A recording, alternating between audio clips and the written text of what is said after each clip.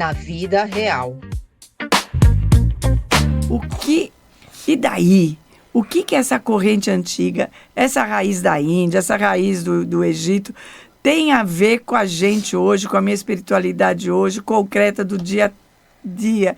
Isso que eu tenho hoje como padrão filosófico, espiritual, religioso, se você quiser falar, usar essa palavra. É para isso que a gente traz essas reflexões. Porque é fácil a gente ouvir os termos, né? Vedismo, essenismo, Enoque, e achar que isso aí é coisa de museu. Mas a doutrina diz que essa raiz mexe diretamente com o jeito como você reza, como você sente e busca, e a sua busca em relação a Deus. Hoje em dia, né? É verdade. E, Vinícius, essa sabedoria que veio da Índia, o que é que ela ensinava no fundo? Porque a gente não quer ficar com isso lá atrás, né? Não. A gente quer trazer para cá. O que ela ensinava no fundo que ainda para a gente é fundamental e vale a pena? A sabedoria védica, né, já ensinava desde há muitos milênios, né, que nós somos espíritos imortais, né, que habitam corpos mortais, e que cada um de nós é uma expressão da mesma essência divina, né? Que nós chamamos de Deus.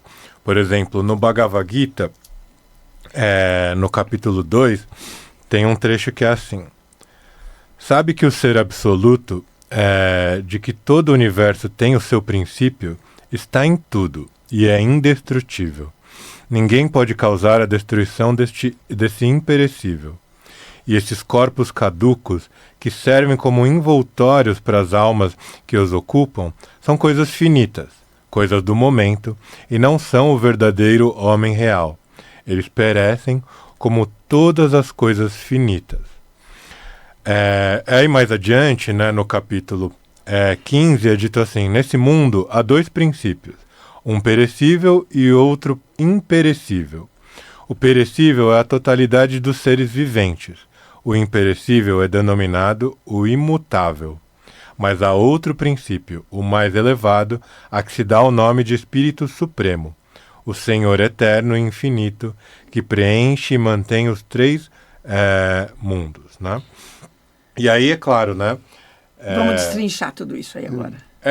Essa sabedoria, né, essa realidade, né, que é retratada aqui no Bhagavad Gita, ela também essa informação vem para o seio do povo hebreu, né, pelo patriarca Enoque, e aí vai chegar lá a Jesus, né, e Jesus, ele vai ensinar a mesma realidade, né, quando ele disse: vós sois deuses, né, repetindo algo que também já estava no Velho Testamento, e ele também dizia: o reino de Deus está dentro de vós, né, então essa mesma realidade que nós somos centelhas divinas, né, desabrochando essa essência que é da mesma essência que Deus é, né, e rumando para uma sagrada finalidade, ou para desabrochar esse reino de Deus que cada um tem dentro de si, né? E tem uma coisa interessante nesses textos que o Vinícius resgatou, porque ele vai falar de Deus, ele vai falar da gente, porque ele vai, como você falou, né, esse Deus absoluto, imperecível, ele dá uma ideia de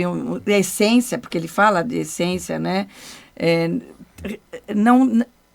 Resgata, não é nem resgata, ensina que Deus não é aquela pessoinha lá no canto do universo, que nossos corpos não são os mais importantes da nossa existência e que eles perecem, mas nós continuamos.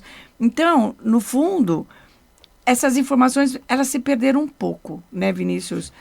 Jesus falou: Deus está dentro de vós, etc., mas a gente meio que perdeu isso, e é uma pena, porque se gastou muito tempo colocando isso no planeta, né? Muito esforço, tudo muito. Um sábio já disse recentemente na história, né?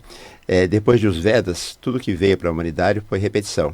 Melhor que isso, Oswaldo Polidoro fala: existe um programa divino de informes para toda a humanidade.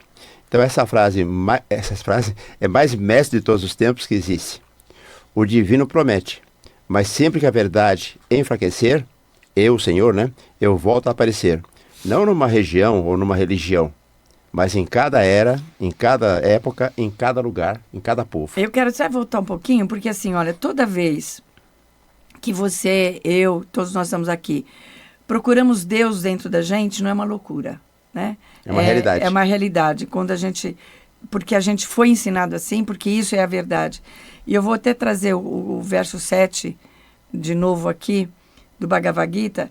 Em qualquer lugar e sempre que a verdade vacilar e a mentira dominar, eu me manifestarei, ó descendente de Bharata. Que é aquilo que o Vinícius falou lá atrás, né? É uma continuidade, é o renascimento, é tudo mais. E o Polidoro lê a história inteira assim, né?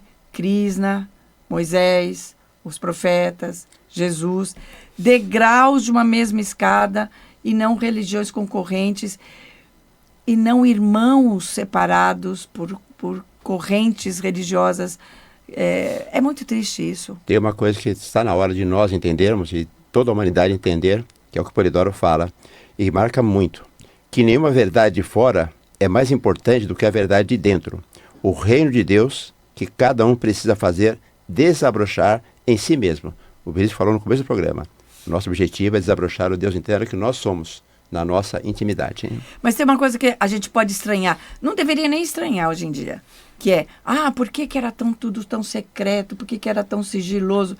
Hoje em dia a gente tem uma porção de coisa secreta e sigilosa, então a gente nem deveria estranhar muito. Mas conta pra gente por que era tão sigiloso, tão secreto, todos esses ensinamentos, etc. Se bem que na Índia não era tanto, né? Então...